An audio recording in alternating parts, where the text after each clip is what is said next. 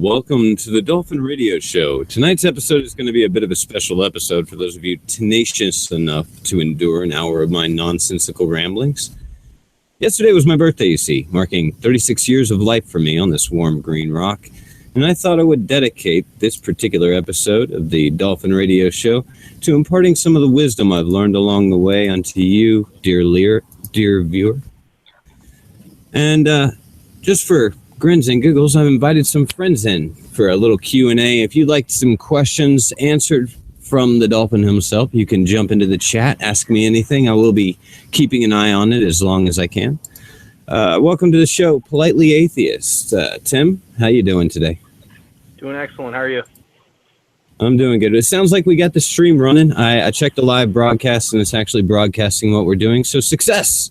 Take two. Yep. Little yellow. We have another person here. Oh, excellent. It's that damn dirty ape. Yes. How's it going, Connor? Not bad, man. How you doing, Schmecks? So, 36 years. There's 36 years of experience, and I've got two rules of life that I live by. Number one, don't panic. And number two, that which is free has no value. That's pretty much it. That's the only things I can guarantee are absolutely true. What do you guys think? Fair point. I'd have to disagree. I've had a couple free cars in my time. A free what? Vehicles. Yeah, I could see a free vehicle being useful, but I received a free vehicle one time. I had to fix it up. It had a lot of things wrong with it.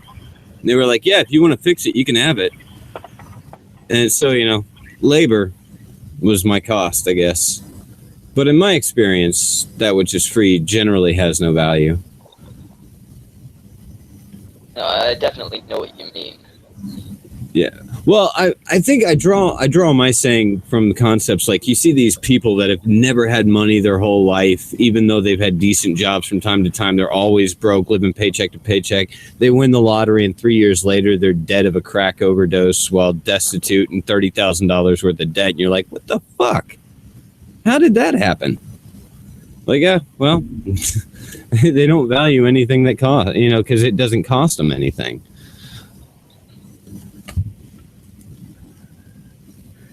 Yeah, when it comes down to it being just a pitiful amount to you, it's easy to get excessive.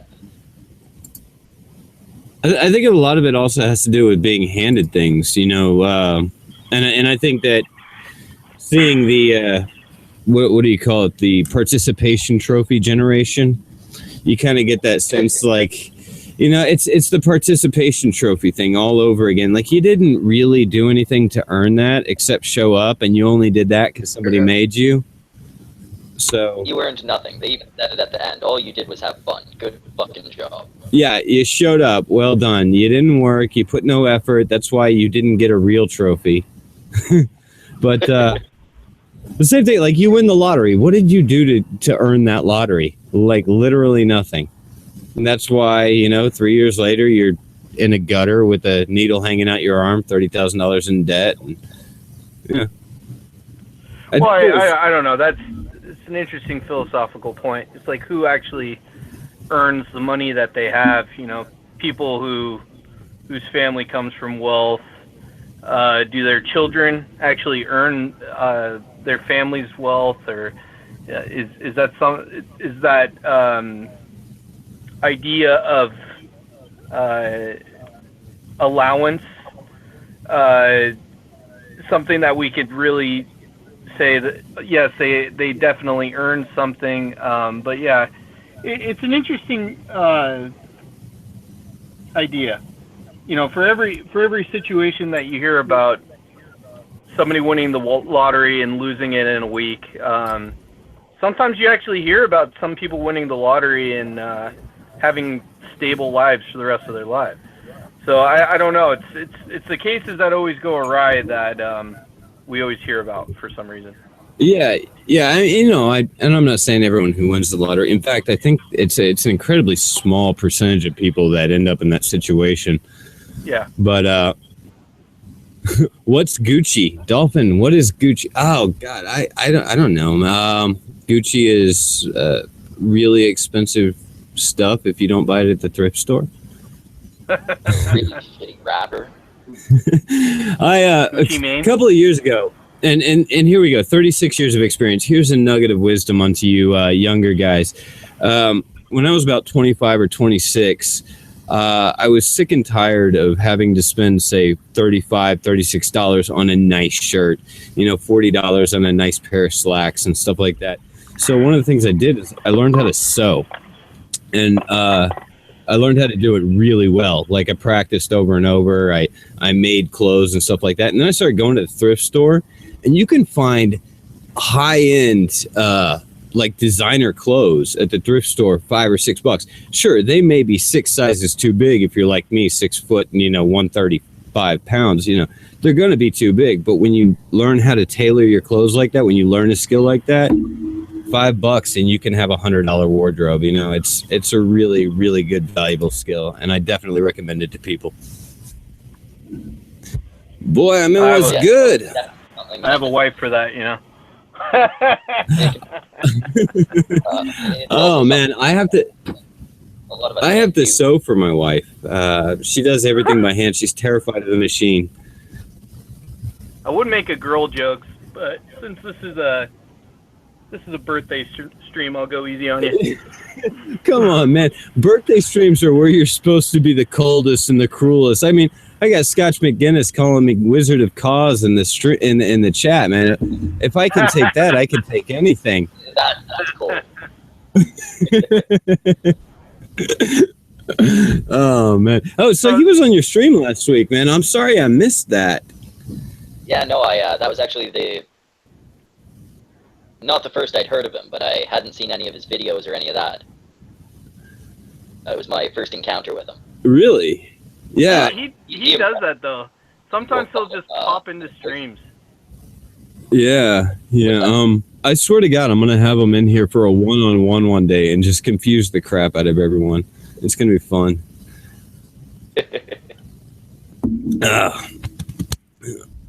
Oh yeah, yes, it was a very good birthday. Yeah, I get that Wizard of Cause coming on. Let me see. I indulged in my one favorite little habit that I do once every now and then, which is I think what Schmeckle was doing the last time he was on my show. I could hear all the bubbling in the background. And, masturbate. Oh no! See, once again, I have a wife for that. But yeah, I did that. I went over to my buddy's house. I played this cool game he's got called what is it? Something Heroes and Generals. It's a FPS. It's pretty awesome. And nice. Came back, watched a couple hours of Arrested Development, and passed out. It was a good night. Yeah. It's a good life. Yeah, well, when you have 3 kids, you're lucky just to get to bed before 11:30, and you just, fuck yeah. I know. Who is AJ? All right, Scotch, who is AJ? AJ? I don't know. Yeah, I don't know. He's saying my wife is AJ. Oh. Right? He's probably confused because Wizard doesn't have a wife, and he's convinced I'm Wizard, which is something Wizard and I are trying to keep on the down low so nobody gets in on our, secret. Yeah, I know, right? I know, edgy as fuck. That was just like the craziest birthday, man. There were strippers everywhere but here. Everyone was getting drunk everywhere else. It was awesome. I don't know. I was that way on my 30th. When I turned 30, everybody was saying, "Hey, let's go out. Let's do a lot of fun stuff. Let's go to the bars." I'm like, "Fuck that. I want to stay home and do nothing because I don't like really thinking about how old I'm getting and all that kind of stuff, Yeah, plus there's this age where it's like between 26 and 28 where you're just like, I don't know if I can stay up that late again. I mean, I ran karaoke shows in bars from like the age of, I want to say 22 to about 29. And those last 3 years, man, it was a grind. It was just hell getting into and out of those bars in the middle of the night and dealing with the smell and the drunks spilling crap on me, getting pulled over and having to explain why I smell like beer is not because I was drinking, that kind of shit. But I don't know. You get worn out. Yeah. No. I know what you mean. Yeah. Plus, I quit smoking a couple weeks ago, and like I'm really starting to smell everything again. I don't know if I could even go into a bar at this point without just vomiting. Yeah, that's tough. I usually smoke a pipe or a cigar, but I decided to stop.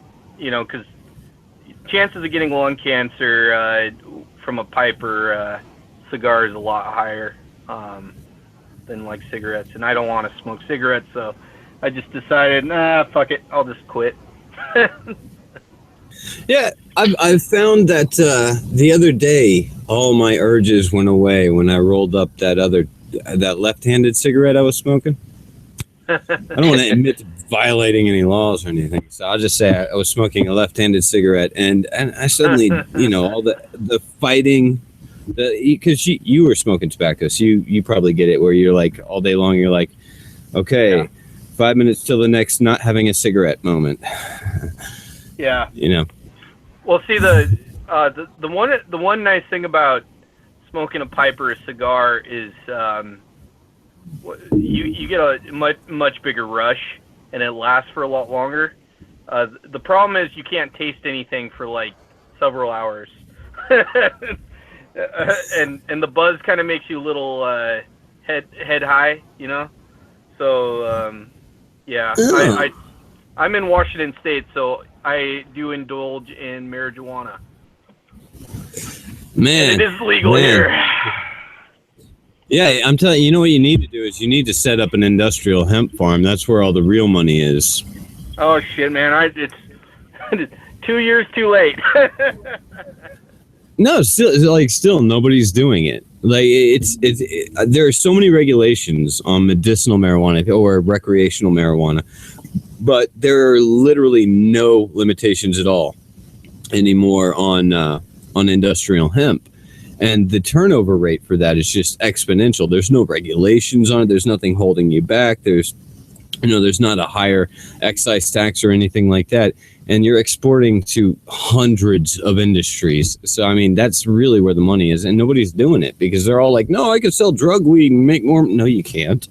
You think you can, but you can't. Yes, they can. And they do. But it's mainly because and I can't really speak for the other states, but I know in Washington State, the growers have been what's the word? Under the tabling their excess growth to states where it's still illegal and selling it to dealers in other states, and been making quite a bit of money from that. Yeah, I could definitely see that, and I know that's why Utah is going after Colorado real hard right now. Yeah. They're starting to get really pissed off about that. But it's a big problem. Yeah, well, I mean, you know what to do, Utah. It's a real simple solution. Keep spending all this money trying to suppress something you'll never beat, or you could, just go with the win. For sure. Yeah, but that was a couple of years ago.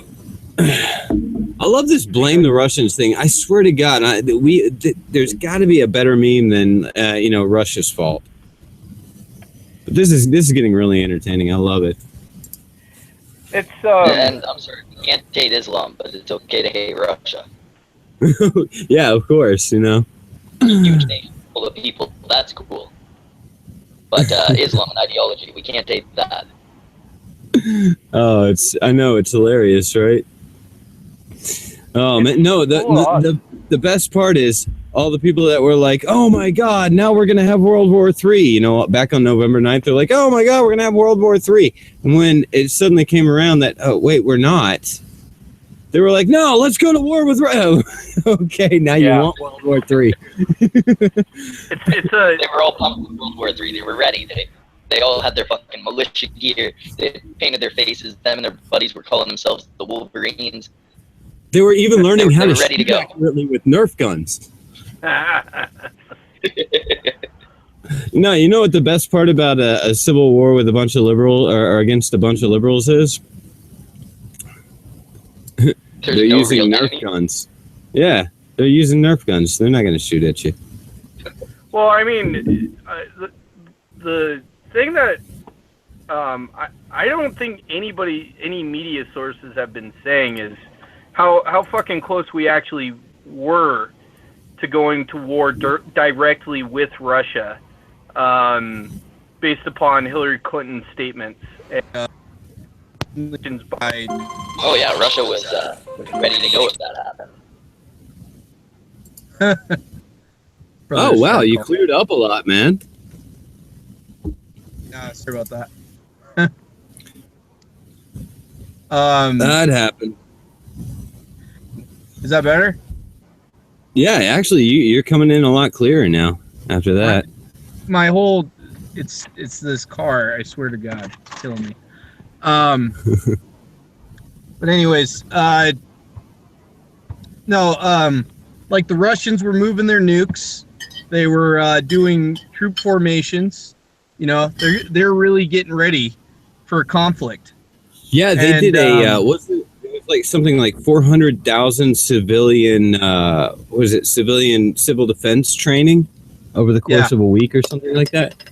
Yeah, it was insane. So, and the one thing that you talk to Democrats and they're like, yeah, we could definitely beat Russia in a war. I'm like, you understand Russia has a shitload of nukes, right?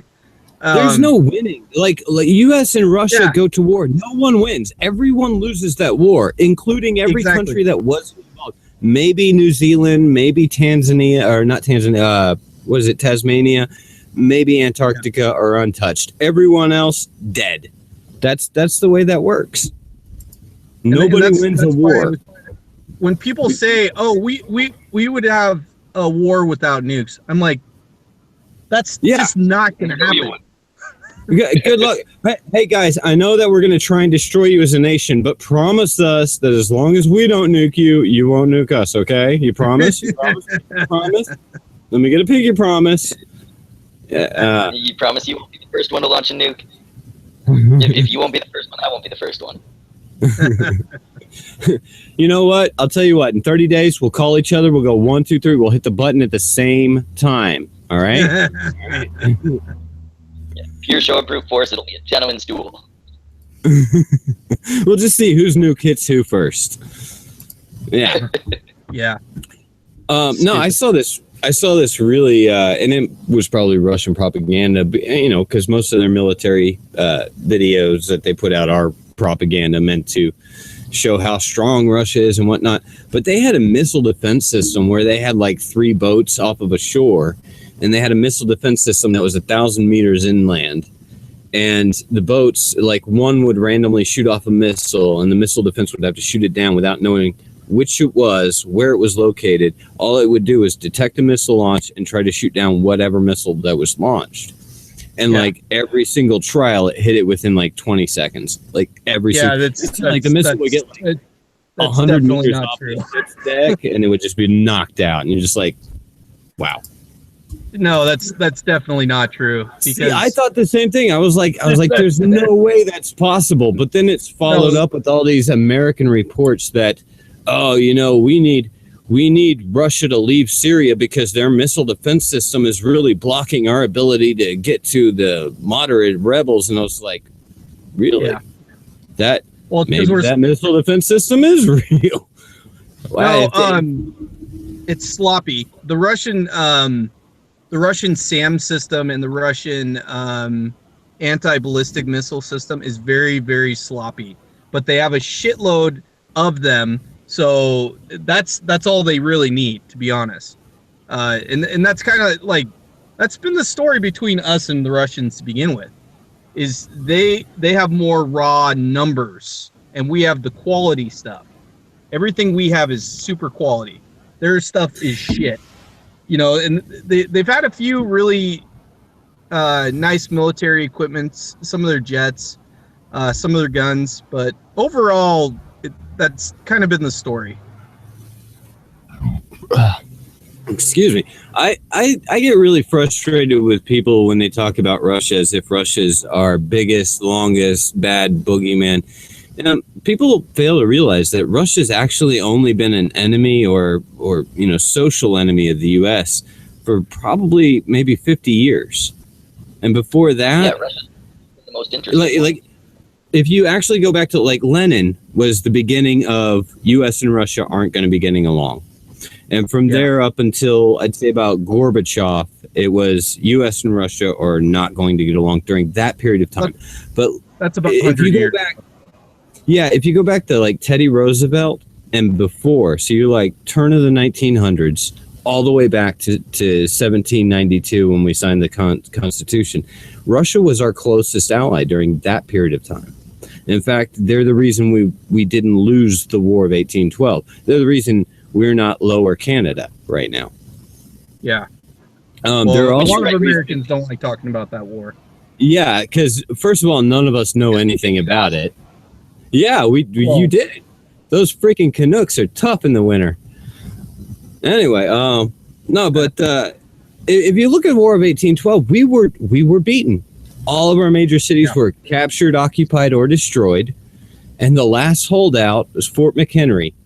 They dumped more ordnance in one night on Fort McHenry than was dumped during all of World War I. The next morning, they see a flag and go, "Oh shit, I guess we lose," and just sail away. And that's the story most Americans know and believe. That's reasonable. It's nationalism, man. I mean, nobody wants to. Well, it's kind of the story that we're told. In their defense, it was a really big flag. It was the biggest flag, that had ever been made at that point. It was really, really big. But no, what happened is Russia sent a delegation to London and said, either cut it out or we're launching a trade war on your merchant fleet. And the British went, okay, we got those orders yesterday, but we still have a shit ton of ordnance. Drop it on that fort. If we win, we win. If we don't, we back off. Yeah. And that's what happened. They dumped it all. The fort still stood. They went, okay, let's go before we start losing merchant vessels. Yeah. And that's how the War of 1812 ended. Russia came in and said, leave them alone or we're going to start kicking your asses. And then during the Civil War, a lot of people don't know, the United States has had foreign military aid one time in its history during the Civil War, when Russia sent their fleets to our east and west coast to defend us from outside invasion. What the hell is that? Is that your new vaporizer, Schmeckle? I'm not doing anything. That is nice little hum to it.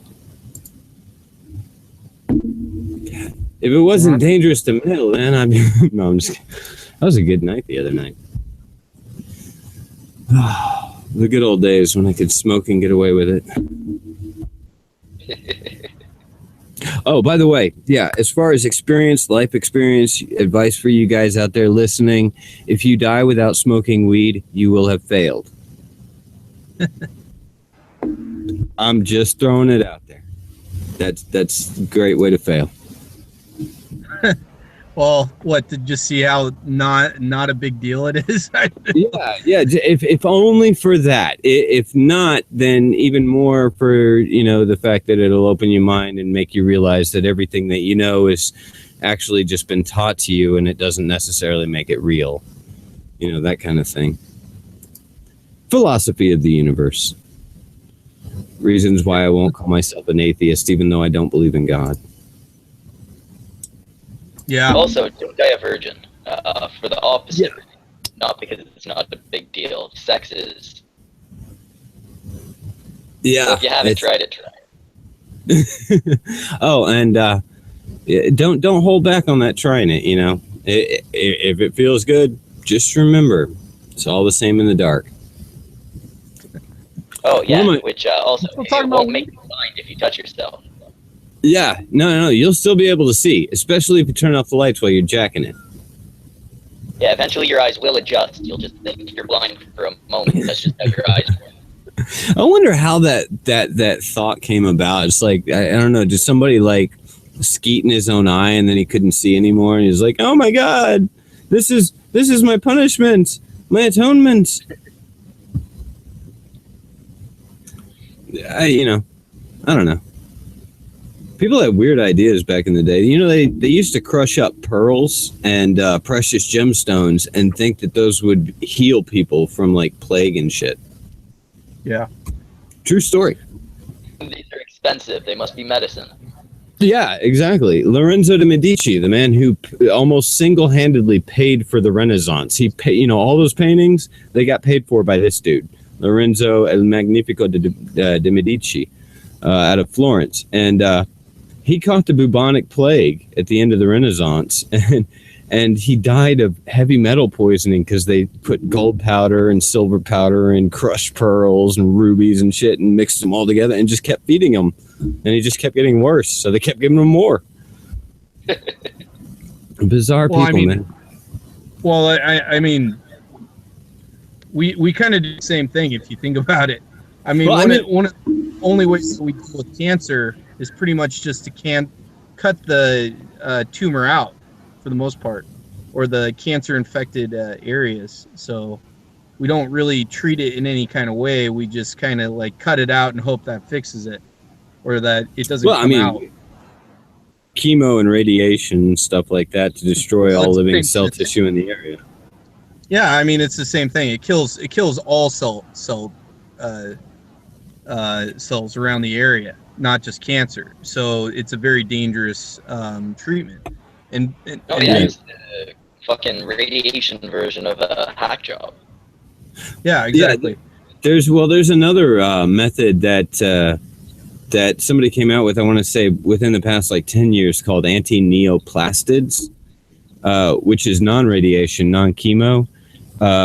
But he refuses to sell it without a guarantee that the purchaser will actually manufacture it. And so it's been approved by the FDA and then disapproved by the FDA and then reapproved. And he keeps trying to sell it, but no pharmaceutical industry will guarantee that they'll make it. And so he won't sell the patent. Well, we already sell it just for it to be smothered. There's a couple treatments coming out that are pretty solid, and we'll probably do away with chemo altogether, and you'll probably see it in the next few years. I've talked to a few researchers about it, and it's pretty amazing what they've done so far. I don't know have you guys heard about the cancer treatment that Jimmy Carter did that almost got rid of his brain tumor altogether? No. What was it? Was it similar to current methods? So it's a new method that basically you take a pill and it pretty much rewires your DNA to have your white blood cells attack tumors, kill them. And so basically, what happens is it just, your body will just naturally attack the cancer and see it as a threat, rather than just what your body naturally does with cancer is just assume it's part of your body. And that's why it's so invasive, because it replicates as cancer. Exactly. I mean, because it is your body. It is a part of your body. But this actually has great success rate, and the best part is cancer is not like a virus. It doesn't evolve, and it's not even like bacteria, which evolves really slowly but still evolves. Yeah, it's a localized genetic mutation.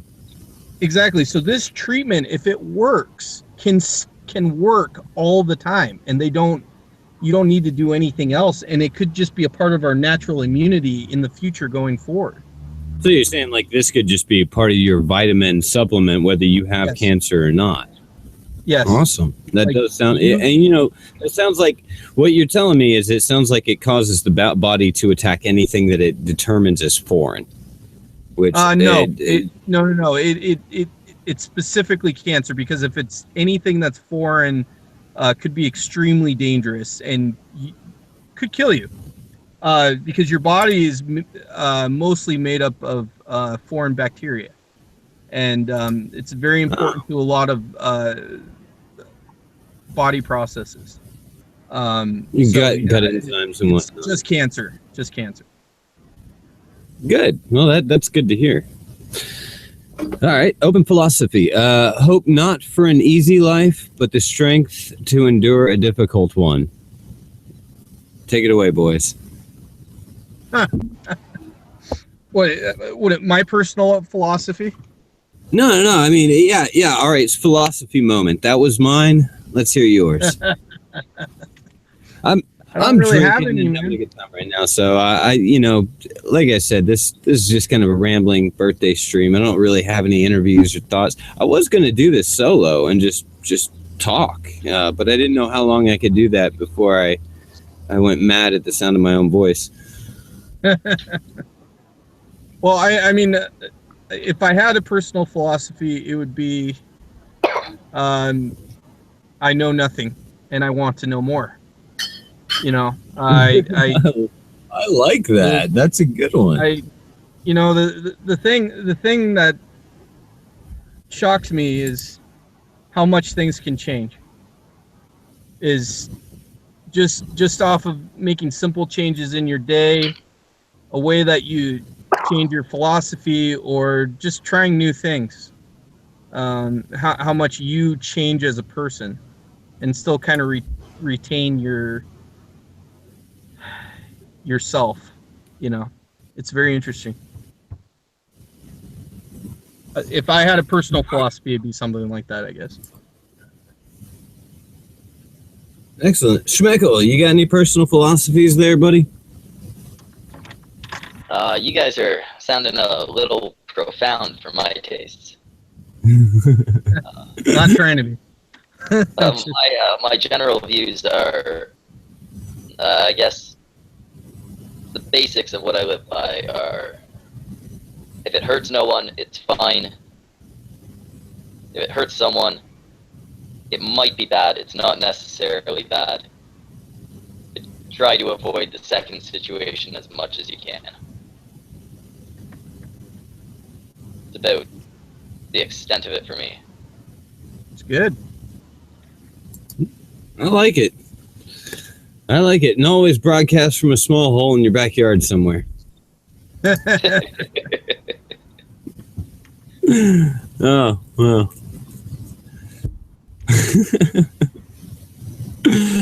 All right. So, news for the day. We had another terrorist attack.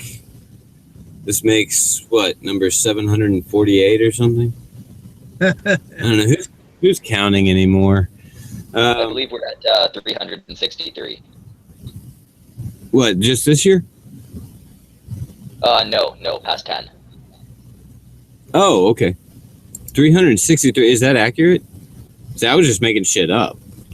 It might not be. It's the number that's coming to mind at the moment. Oh, okay.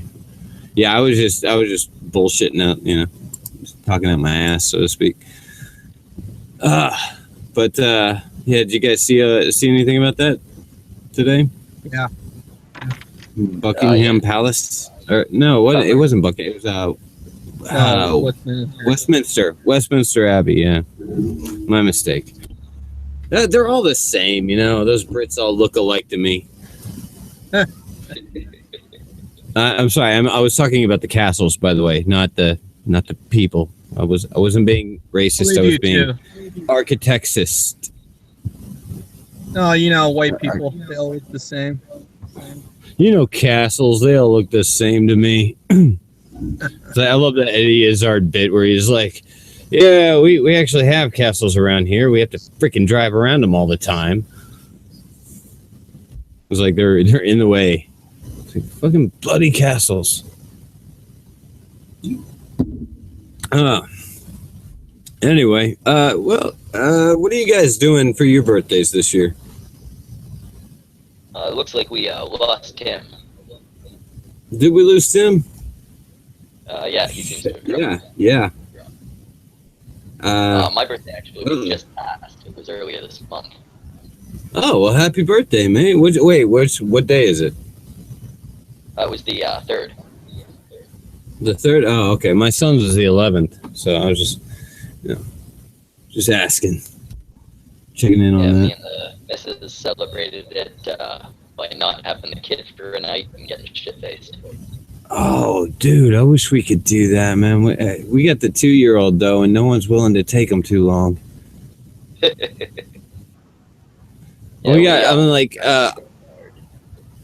I came into the marriage with a son. She came into the marriage with a son, and then we made one together. So we got 3 boys, and we got the older 2 are almost exactly the same age. So we can usually count on them to compete as to who's going to be the better, bigger brother, and that's afforded us a lot of free babysitting. But it's still hell getting away from. You can't do it for a night, You could do it for like a few hours during the day, but then come 9 p.m. My kid's sister had a kid a year before we did. So, like the way she sees it is she's got to watch a kid anyway, right? So why not watch 2? Yeah, and then she can dump hers on you from time to time. Well, dump hers on the missus, but close enough. Misogynist. Sorry. No, I expect my wife to be a good wife and to watch the kids while I cook dinner and sew. And sadly enough, I'm not. Yeah, I actually cook all the dinners, and I also cook breakfast, but that's because I won't let my wife near the stove. I enjoy eating, and I'm going to say this a little quietly because she's in the next room, but I enjoy eating well-cooked food. Love you, baby, in case you hear it later. Just throwing that out there. So I generally do the cooking. But, I don't think... Yeah. That's about it. Oh, man, that is the best. I love the smell that you smell like when you're done barbecuing. You get in and all the food's gone, everything's gone, but you still get that hickory and the charcoal, and you just sit there with your hand under your nose, looking like some sort of crack fiend. Oh yeah, it's crazy. Good shit. Definitely. Yeah, that's in my top 5 man smells, by the way. Charcoal. Yeah, charcoal, burning charcoal, mesquite, and the other 3, I don't know. I'll name them as I go. I also got a list of the top 5 man sounds, and here we go. Number 1, the sound of a rotary saw coming off a piece of wood. That's just like shing! Most beautiful sound ever. I do a lot of woodworking, in case you didn't notice. I used to. Back before my hands were all fucked up. Shit, man. What'd you do? 2 separate injuries, but I have extensive nerve damage in both hands. I have, in total, 5 functioning fingers. That fucking sucks, man. That really blows. What was that? I mean, how do you hold the carb down? What's that? How do you cover the carb? I'm just messing with you. It was a joke. I know it's when you get that THC level at a certain point, you miss some things from time to time. Every now and then. Yeah. But yeah, it's not that the fingers don't like move or anything. They're just 3 on one hand and 2 on the other are incredibly weak. Do you have like what is it? Focus control. Where you can articulate specifically with the fingertips. Oh yeah. I can still manipulate them properly. They just have no strength to them. Yeah. Because I've had issues where my fingers don't. I lose the articulation, but I still have the hand strength. Years of masturbation will do you good. Also, 36 years of experience. Masturbation is good. Do it at least twice a day. That's more advice from Dolphin Radio right there. Masturbation. Yeah. Regular. Because you do it. From the perspective of a dolphin, if you don't fuck literally everything in your sight, you're going to end up having to fuck everything in your sight. So I get this great video of a dolphin that finds a conch shell and just nails it against the wall. It's just like, having his good time. You see this little slimy thing like, get me out of here. Get me out of here. This is fucked up, man. I'm fucking home. What are you doing? Dude, that's a brand new couch. Did you just slam your fucking dick in my door? Oh, man. That's the equivalent of you just sitting on your couch at home watching TV and a fucking giant comes in and just jams his dick in the door. Starts fucking your house. The worst part is, I don't know if you've ever felt the ridges of a conch. They're not exactly smooth all the way around. It's got that nice little sharp edge right where it opens up. It's like, and the dolphin's just like, I don't care. That's part of the fun. And you see, that would have to be particularly worrying for a dolphin, because if you cut your dick and bleed, there's fucking sharks. Yeah. Oh man, have you ever seen the videos of dolphins like seriously just fucking with the sharks? Like, yeah. Try and bite me. Ah, you missed. They're ridiculous. Man, dolphins mess with sharks so bad. It's so unfair to the sharks. They're so stupid. But yeah, you gotta figure sharks, I believe, like, they're not like dolphins and whales. They're actually fish, right? Yeah, they're actually fish. Dolphins and whales are mammals. Yeah, so dolphins and whales have a huge advantage in the brain department.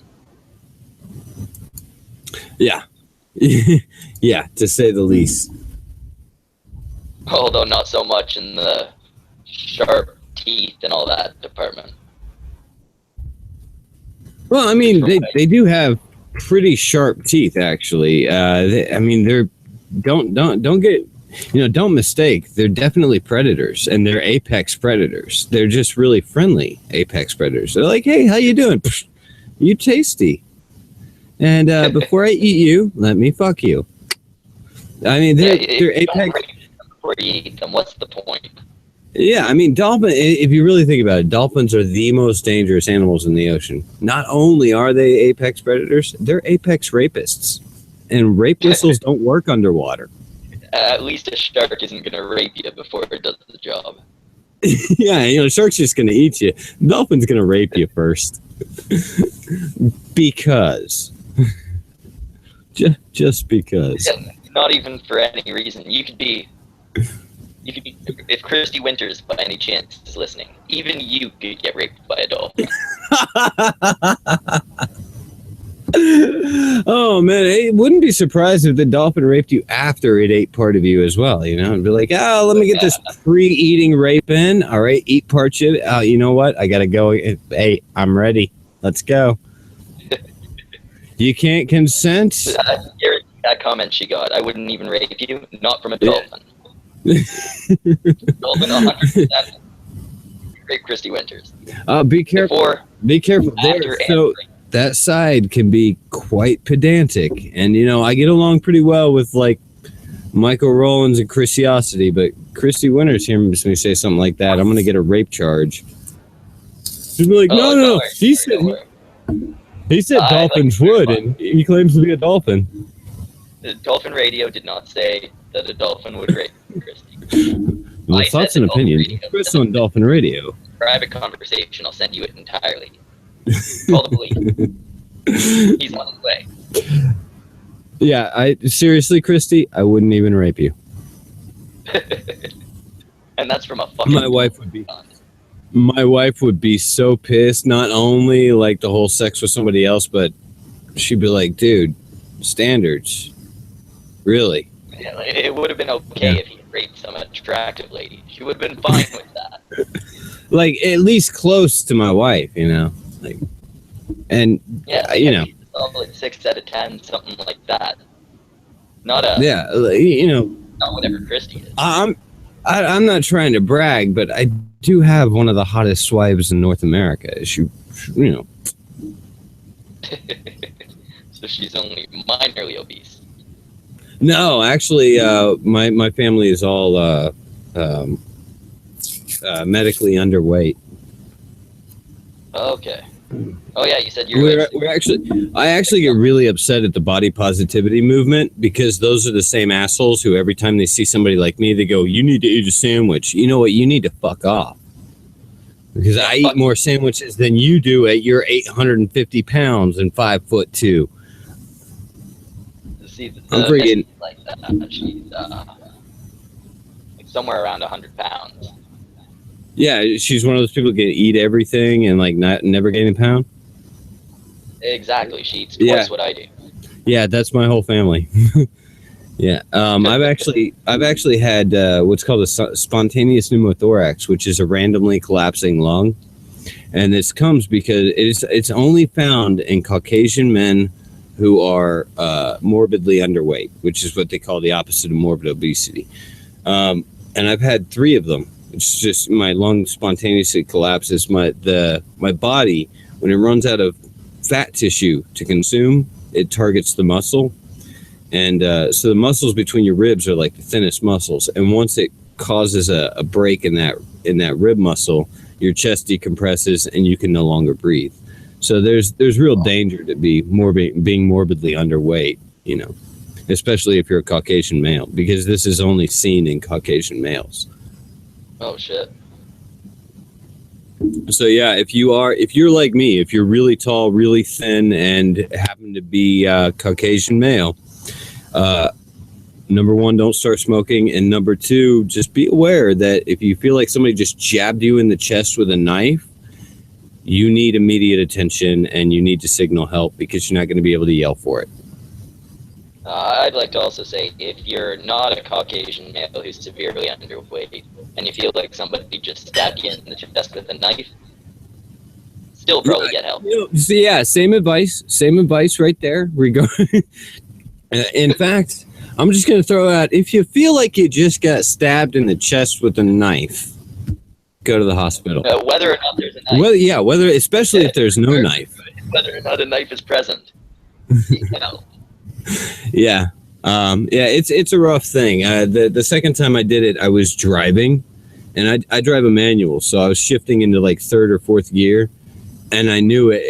As soon as it happened, I knew exactly what had happened, and I kind of panicked because I knew I had about a minute before I was going to pass out, and I had to get, I'm in my car by myself. I have to get somebody's attention and tell them I need immediate medical, attention within the next minute before I black out. And I just happened to be lucky enough to being tailed 2 cars back by a police officer. So when I kind of ran off the road and tried to jump out of my moving vehicle, he recognized there was an issue and he jumped out and called an ambulance. And I think that if he hadn't been there, I probably wouldn't be here. So that's one time you want a fucking cocktail in you, eh? Yeah, Blue Lives Matter. No, actually, he hung out with me the whole time. Like, he sat in the hospital and waited. And as soon as I came to, I mean, it wasn't that long. I guess it was like a couple hours. So, but I still give him credit. Like he had sat there for 8. Like he had sat there for a month just by my bedside. I hope you live, man. I hope. No. The whole time you wake up, the first thing he says is, "I never left your side." I never left your side, man. No, it was a couple hours, and he was like, "No." As soon as I saw your car move, I knew something was wrong. I knew that you weren't. I knew that you were in trouble. He was like, "I knew that you weren't doing anything wrong. I knew that it was something bad happening to you." And he's like, you probably like jerked or something to the side while you were panicking, right? Yeah. Well, I mean, I remember jumping out of the car. And the last thing I remember before I blacked out is somebody going, "What's your name? What's your birthday?" And they kept saying it over and over, and I couldn't speak. I couldn't talk, because when you can't breathe, you can't talk. Yeah. And so, yeah, it was just, and then I remember the black kind of coming in from the corners, and then everything faded out. Next thing I was in the hospital. Actually, the next thing I remember hearing was the popping sound of them jabbing a tube in between my ribs, and deflate. I'm not sure exactly what they do, but basically it helps you breathe again, and it makes this incredibly loud popping sound that kind of, your whole body is the speaker of the popping sound, so it's a sound you never forget. Yeah, it just kind of echoes through. Yeah, and I remember like that, and about the 5 seconds surrounding that in the ambulance, and then I remember waking up in the hospital, and that was about it. But yeah, it's real rough shit. So when they tell you healthy at any size, it's a fucking lie. Just show them a picture of an anorexic and say, "Do you still believe that?" Yeah, because it's all bullshit when it comes to healthy looking people. Or underweight looking people. I've got to drop out. I have a charity thing to set up. Oh, that's cool, man. Hey, I was about to close out the show anyway, so you want to hang out for a few minutes? Let me do my closing, and then we'll shoot the shit for a few minutes before I head off to the wife and kids again. Sure, but, yeah. Thank you very much, Schmeckle, for stopping by. For those of you who don't know Schmeckle, I'll go ahead and add his details to the description below. You can check out his channel. If you aren't already subscribed, then you're probably going to be going to hell. This episode of the Dolphin Radio Show is brought to you by 1981, setting the standards of annual production for the next 36 years, and by the campaign to save the humans. So long, and thanks for all the fish. Guys, it's been great. I'll see you next week. If you're a celebrity or internet personality of some contentious level who would like a spot on the Dolphin Radio Show, you can hit me up on Twitter at Dolphin_radio_, and I'm more than likely to give you a spot unless you're on Nissan or AIU. I'll talk to you guys next week. Thanks, Schmeckle, for coming in. Peace. Not a problem.